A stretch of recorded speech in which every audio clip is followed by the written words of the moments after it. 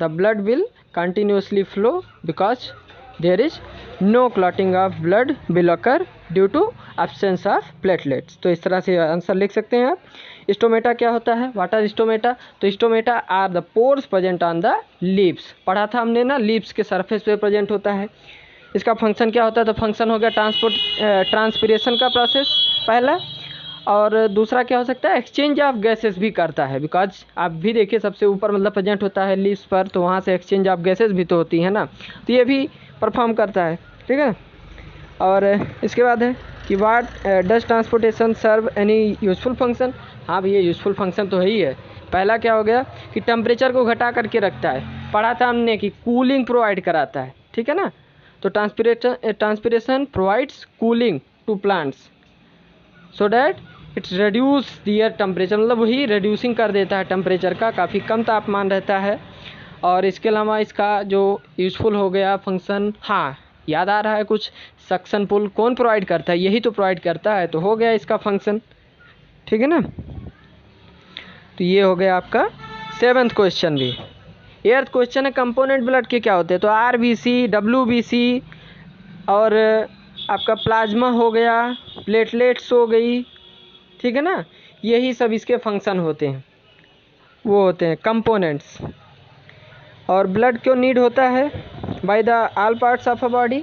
तो blood is needed by all parts of a body because it act as a connective tissue in our body and it transport oxygen, food materials, waste products। खैर food material कहाँ होगा, तो waste product हो जाएगा। ये सभी क्या कराता है? Transport throughout the body. So it is necessary to have blood in all parts of the body so that all necessary things can be transported in our body easily.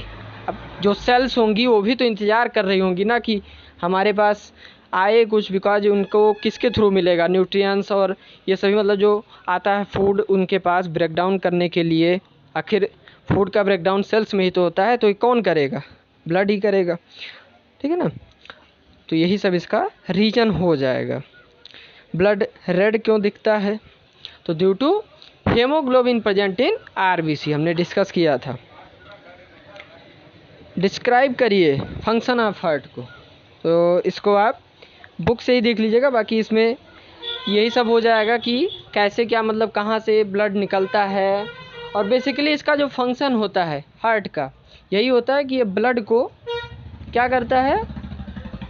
Oxygenated करता है, यानी deoxygenated receive करता है और oxygenate करता है, और अब पूरे बॉडी में ट्रांसपोर्ट कराता है ब्लड आर्टरीज के थ्रू, ठीक है।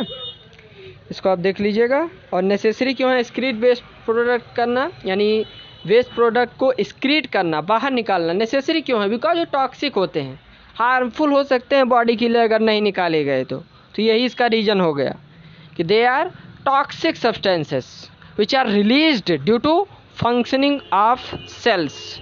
अब सेल फंक्शन करेंगी तो वेस्ट तो निकलेगा ही निकलेगा, so that it is necessary to remove them because it can cause heart, because it can. अब इतना लिखने की ज़रूरत नहीं है, इतना तक ही लिख देंगे आप तो इतना कंप्लीट हो जाएगा। और एक्सक्रीटरी सिस्टम का डायग्राम बनाना, लेवल करना वेरियस पार्ट्स को, इसको आप बुक के फिगर के माध्यम से ये देखिए कर सकते हैं। यही है एक्सक्रीटरी सिस्टम। किडनी बनाना, ठीक है ना। और फिर ये यूरिनरी ब्लैडर, यूरेथ्रा, ये सब हमने डिस्कस किया हुआ है, कैसे किडनी रिसीव करता है, फिर यूरेटर के थ्रू पास करता है यूरिनरी ब्लैडर, फिर ये यूरेथ्रा एक मस्कुलर ट्यूब होती है और यहाँ से निकल जाता है यूरिन, जो कि वेस्ट प्रोडक्ट होता है, जिसमें वाटर और सॉल्ट जैसी चीज़ें भी मौजूद होती हैं।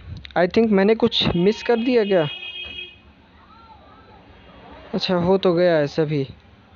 हाँ ठीक है फ्रेंड्स, सारा क्वेश्चन इस वक्त कवर हो चुका है और इसको आप अपने अकॉर्डिंग भी लिख सकते हैं। मैंने आपको पूरी तरह से एक्सप्लेन कर दिया है कि किस क्वेश्चन का क्या आंसर होना चाहिए और कैसे आपको इसको लिखना चाहिए, और चैप्टर में सब कुछ दिया है फ्रेंड्स। आप वहाँ से भी इस सब क्वेश्चन को लिख सकते हैं। ठीक है, thank you so much for watching this lecture.